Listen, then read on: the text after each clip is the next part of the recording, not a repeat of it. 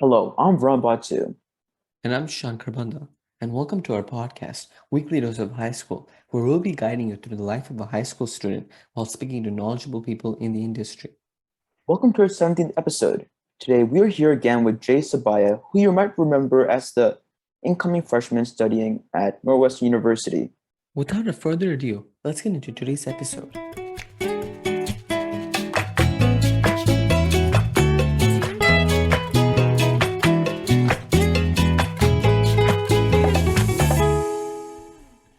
So I have a follow-up to Jishan's previous question. So let's just say I got a recommendation letter from a professor working at an Ivy League.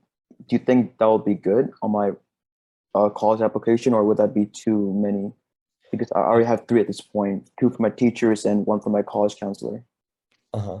Well, the one from your college counselor, I don't mean three as in those two plus your college counselor. I mean three as in your two from your teachers and one more. So yeah, you have the normal amount of recommendations. That's fine. If you want to add one more, especially if it's from an Ivy League professor, the only thing I would say is make sure that's good. They don't care if it's an Ivy League professor if the person just gives you an average or an above average review, right? Okay. Above average, maybe if it's meant to like supplement, let's say that your teachers aren't going to give you that good of a recommendation, right? Then I would say you should include it. But if they are giving you good recommendations, only add this third recommendation if it's really good. All right, sounds good. Okay, Jay. So you mentioned that you had like a very good relationship with your professor, or I'm not sure if you mentioned that, but you mentioned that you thought your professor would give you a really good recommendation, so you asked them for extra letter of recommendation. So what are some cues that you can give to our audience, like that they can use to detect whether or not they should request an extra letter of recommendation from whoever? Yeah, in this instance, I guess it's a little different from the question you're asking because I met this professor and did work with him through a summer research program. Hmm. And at the end of the program, he's required to write like a sort of rundown of, what he thinks about the student, and he does it for every student, and then it's sent to you as part of a package from the program, which you can add to, your college application. And so that's what I did. I got to read it beforehand, and I knew it was good. But even when I was just, working with him, I could tell that he definitely held me in some sort of good or high regard because, three main things I would say. One, we did something beyond just the bare minimum, right? It's not that I just went and I did work with him and I wrote like a paper and I did all that. It was that beyond that, I actually engaged with him, right? Never just ask someone or a professor or a teacher or whoever who just interacted with like any other student would, right? You have to really go above and beyond. Two, I thought I did good and I ended up doing good in like my final evaluation, right? So if you're doing good, if you're exceeding expectations, that's obviously a good sign. And it's pretty obvious when you are exceeding expectations because, usually your professor, your teacher, or whoever will make a note of it to some degree. And three, obviously, you can just tell by when they're having like a good mood towards you, right? If you can go up to a professor and talk to them somewhat casually, right? Or you don't feel hindered in going up to them and asking them questions whatsoever, that's a sign that you and that professor have a good relationship. And that's a sign that you should probably ask them for a recommendation. Got it. And so you mentioned that you read your final evaluation before you sent to colleges. So like I know like a lot of people say you should waive your FERPA rights. Otherwise then your colleges won't like take your letter of recommendation at face value. So Mhm. like since you read them, how did that play out? Well, this is a bit different because this is sent through the program itself to the college, right? Hmm. Um, and so this is a little different. I actually pressed the button to sign away my rights to read the recommendations that my teachers gave. Hmm. But since this is different, since it's through an external source, the colleges, it doesn't really factor into their decision. Yeah. Got it. And yeah, another follow-up. So you were telling Baran like some time back that it's as important to like do research. Even if you're doing research, it's still important. Like even if you don't have like a research paper published by the time of your application. But where's the credibility in that? Like you actually did the research. So like I thought like if you have a paper published, you have credibility and proof that hey, you actually did the research. Well, I mean, uh, yeah, I guess it does show that you're not lying, but I guess a lot of colleges would assume you're not lying when it comes to your research work. And beyond that, um, like in your additional information section, or if you attach a resume, you should definitely discuss in more detail what you're doing. Because yeah, a publication definitely proves the research that you're doing and proves that it's legitimate. Um, but you know, it's not like colleges assume that you're lying otherwise, right? I would say colleges go in with the expectation that you're telling the truth about what research you're doing, and obviously a research paper does validate that. But for the most part, if you have an official sort of if you're doing work at an official sort of research lab, or you're doing it as part of a research program, they'll believe you. So yeah, don't worry too much about that. God, yeah, the only reason why I asked because like someone said like if you're doing like a crazy internships at like crazy places like at NASA, and then if you don't have like any letter of recommendations to back it up, then the colleges like start to become dubious. Like, hey, did you actually do that? And actually, like one story I heard was some kid did like an internship at NASA, but had no proof or in terms of like letter of recommendation to back it up, and he didn't get into like any good colleges. So that's why I was like kind of curious, like what That is colleges think. interesting. Yeah, that is interesting. I haven't heard of that myself. I do know that colleges, if they're suspicious, they might send an audit where they go and they, ask your college counselor, they ask you to show proof that you took part in something.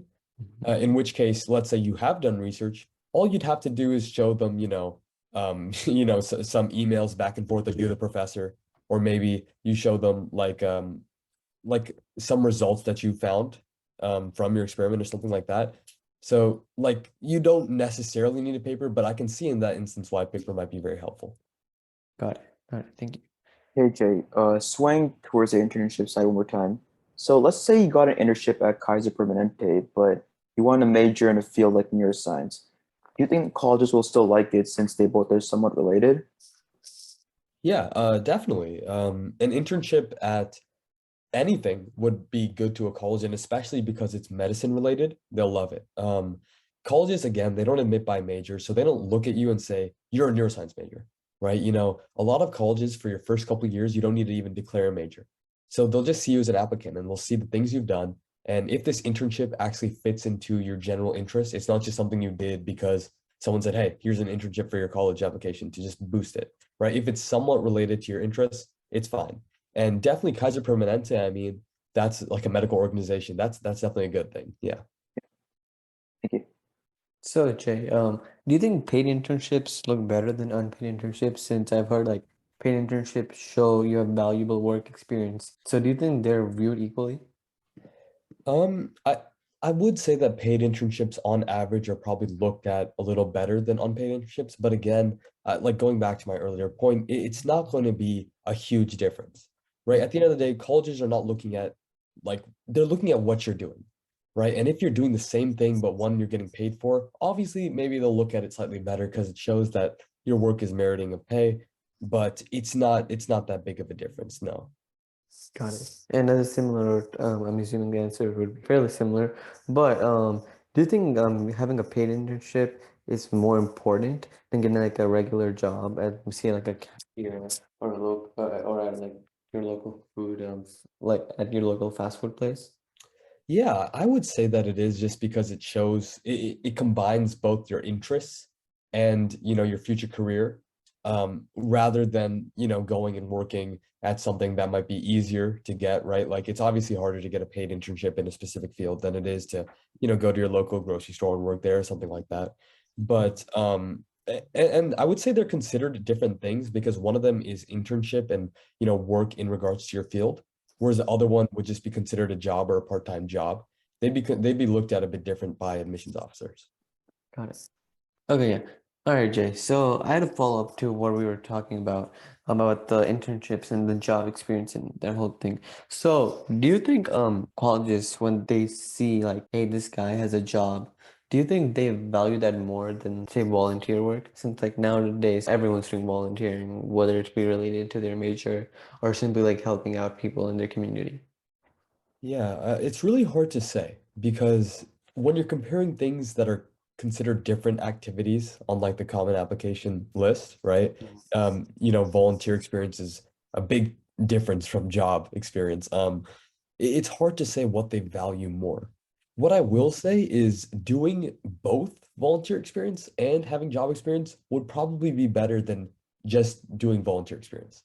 Because it shows, you're going out there, in the real world, you're making money, you know how to work, right? You have experience in the workforce. And that means a lot to some colleges for sure.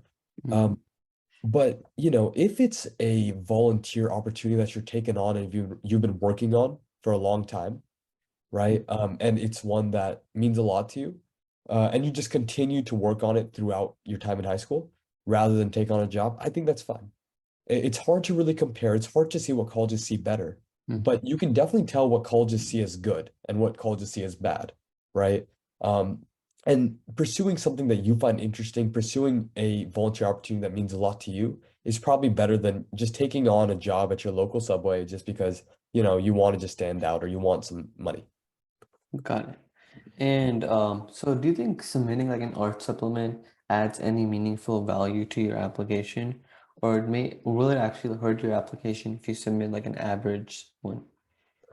Yeah, art supplements. I haven't really heard of anybody outside of the art field submitting art supplements. So I would assume that it's just not generally done. Like if you're not applying for art, don't put in an art supplement because if you look at it from the college's point of view, what do they gain from that, right? They look at you and they say, oh, like that's not a big deal. Now, if you are very good at say piano or drawing or something like that, and you happen to be applying for a non-arts field, then I would say it might be worth it to demonstrate one of your biggest interests. But if it's something you're doing on the side, right? Maybe you take part in band or something like that, it's probably not worth it. Got it.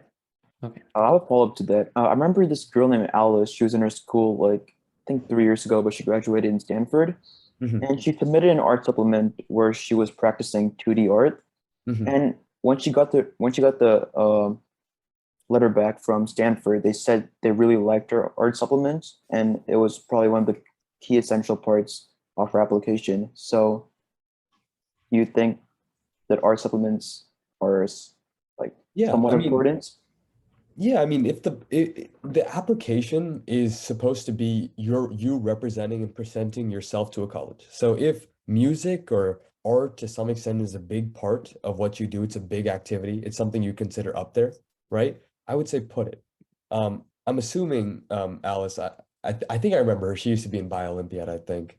But I'm assuming Alice was at least talented in 2D art, right? In order to put forward this Yeah. portfolio and put forward this application. I know Stanford in particular is very big on art. They have a very big art application sort of process that I've heard of. So that could also be a factor. But yeah, I mean, if it's something that is very important to you, put it there. But if you're just looking for things to add, and let's say like you do piano occasionally or you do guitar occasionally and you want to put something forward, only put it forward if it's really important to you, right? But if it is important, you go ahead, right? Don't worry about wasting your like admissions officer's time because if it's part of you, it's not a waste. It's just showing more of who you are as a person and what you're going to provide to the university.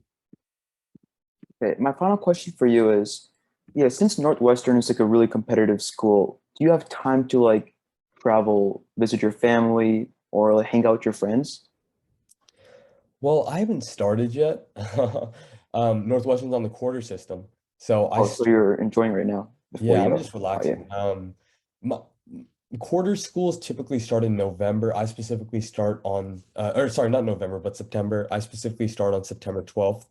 Then you have orientation week and then it gets started. One thing I will say, and this applies to every quarter system school, is that it's very fast paced, right? If you're applying to a quarter system school and it happens to be a very competitive top university, it's going to be very difficult. I only have about a 2 week winter break, kind of like I think what Basis has. And obviously, I'm going to come home for that because there is a balance to be had in college. You definitely can be able to relax and go home, but it's a question of, is it worth it? Like, for instance, Thanksgiving break this year, I'm probably not going to go home because quarter is just so fast paced. You have midterms every 2 weeks or like, tests every 2 weeks. And you have to keep up with it, right? So I would say it is going to be hard to maintain a balance between, going and uh, going back home and relaxing and stuff like that and going on vacation and whatnot. But it's definitely not impossible. Like I'll definitely be back for winter break. I'll definitely be back for summer break if I don't take on an internship there. So yeah, it's definitely possible. And on top of that, I will say, um, there were a lot of parties at Northwestern. And there's a lot of parties at all the top schools, right? And I think the fact that there are such like huge parties going on every week, it just goes to show that, yeah, you can really do anything you want at college if you work for it, right? You can work hard, you can relax hard, you can work hard, play hard, right? That's how the saying goes. Yeah. So you can definitely find a way to, balance, to go home, to visit your friends, all those things, to relax, to go to the city, all those things. But um, it just, is it worth it? And are you going to be able to keep up with it? Right. So for a lot of people, that answer might be no, but for some, it might be yeah. So you said quarter schools are really fast paced when it comes to like coursework. Do you Yeah. think it's more fast paced than BSMD programs? No, BSMD programs are faster just because they stuff so much into your schedule. Um, but I mean, you could definitely have a quarter schedule that's as fast paced as a BSMD schedule. If you just set up, because you got to pick your classes, right? So if you Yeah. pick like the classes that you want, like me personally, I have a pretty packed schedule. I'm taking, cellular biology as well as advanced general chemistry in my first quarter. So it depends on what you take. On the other side of things, I have a friend who's taking, I think like intro to psychology and taking general chemistry in their first quarter. Right. So it depends on what you're taking. But yeah, BSMD programs at top schools, at quarter schools are definitely going to be the fastest of the fastest, the hardest of the hardest. Sure. Thank you, Jay. Of course. And to follow up to that, Jay, so like you mentioned, you're taking like advanced chemistry and cellular biology. So I'm assuming to some extent, like your AP grades might have helped you like reach that point, maybe like your AP biology score. So like, how important do you think AP exam scores are in the application process and after the application process? Yeah. AP scores are somewhat important. They definitely give an indication of how good you are at a school. But I've heard so many times, right? One of my friends back during the application process, they go to me and they'd say, I don't know if I should put this grade there because I got a 4 instead of a 5, right? And it's not even a subject that, they're majoring in. And then I look at them and I'm like, colleges don't care that much. And now that we're done with the application process, I look back and like they agree with me. Um, so APs definitely do show like some proficiency in a subject. They are really cool to put on your application, but they're not nearly worth as much, I would say, as your ACT or your, or SAT or your GPA, right? Mhm. That's the big stuff. But they definitely do add a little bit of a sort of it does definitely expand to the college what your knowledge is, how good you are, how proficient you are in various subjects. But in regards to at college, I would say that's where AP scores are more important. So one thing I'll say is if you guys haven't taken an AP language, you probably should, because I took AP Spanish in my 11th grade. I didn't do that great. I got a 4 on the exam. Though in my defense, it is a pretty hard exam. Yeah. But because of that, I don't have to take Spanish. Otherwise, it would be a required course in college. And if you're pre-med, you do not want to take a course that's hard, right? That you're not like interested in. I would be so sad right now if I had to take a language course at Northwestern. But luckily, because of my AP score, I got placed out of it. And for other subjects, like I said, biology and chemistry, it'll probably play a role in your placement, but matters more is your placement test. So Northwestern, they offer placement tests for biochem, all that. They offer like an advanced bio one that I took. And if you do well enough on them, you get placed into like the highest courses possible. Yeah, thankfully I took Spanish and also got a 4, so I don't have to worry about that. Yeah, don't even worry. Like they don't really mind about fives. Yeah. And so I'm gonna ask now a question like deviating away from Northwestern, but like it's about the UC system. So like a couple years ago, there was a huge public outcry and backlash. Like UCs were accepting more applicants, or more out-of-state applicants and international applicants to generate more revenue.